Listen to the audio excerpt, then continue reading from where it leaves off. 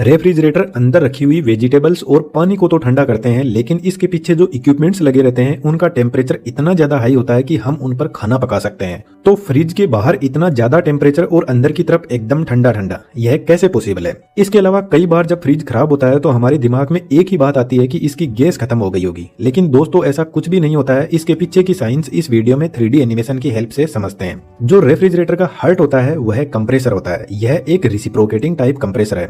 इसके अंदर एक सिंगल फेज इंडक्शन मोटर होती है। जब यह मोटर रोटेट करती है तो इससे जुड़ा हुआ पिस्टन कुछ इस तरीके से मूव करता है और यहाँ पर जो गैस होती है उसको कंप्रेस करके पंप करने का काम करता है।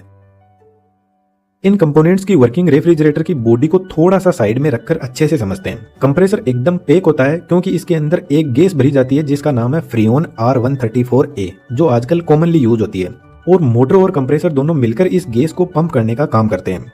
जब कंप्रेसर इस गैस को कंप्रेस करता है तो इसका टेम्परेचर 90 डिग्री सेंटीग्रेड तक इंक्रीज कर देता है और प्रेशर 8 बार तक बढ़ा देता है, और इस गैस को हम रेफ्रिजरेंट भी बोलते हैं।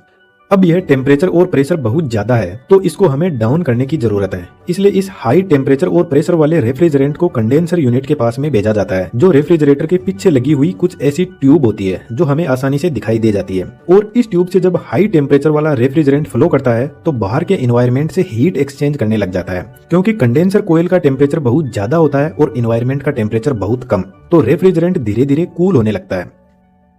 कंडेंसर के ऊपर कुछ इस तरीके के सपोर्टिंग वायर लगे रहते हैं जो कंडेंसर को सपोर्ट भी करते हैं और रेफ्रिजरेंट को कूल करने में भी हेल्प करते हैं। क्योंकि यह कंडेंसर ट्यूब से टच रहते हैं तो कंडेंसर ट्यूब का टेम्परेचर कुछ इनमें ट्रांसफर हो जाता है और एनवायरमेंट से यह हीट को एक्सचेंज करके रेफ्रिजरेंट को ठंडा करने में हेल्प करते हैं। जब रेफ्रिजरेंट इतना लंबा रास्ता तय करके कंडेंसर कोयल से बाहर निकलता है तो इसका टेम्परेचर 45 डिग्री सेंटीग्रेड तक रिड्यूस हो जाता है, और जब टेम्परेचर डाउन आता है तो गैस लिक्विड में बदलने लग जाती है। इसको थोड़ा आसानी से समझे तो जब हम पानी को गर्म करते हैं तो वह वेपर में बदल जाता है, और जब उनको ठंडा करते हैं तो वापस लिक्विड में बदलने लग जाता है। तो ठीक ऐसा ही इस गैस के साथ में होता है।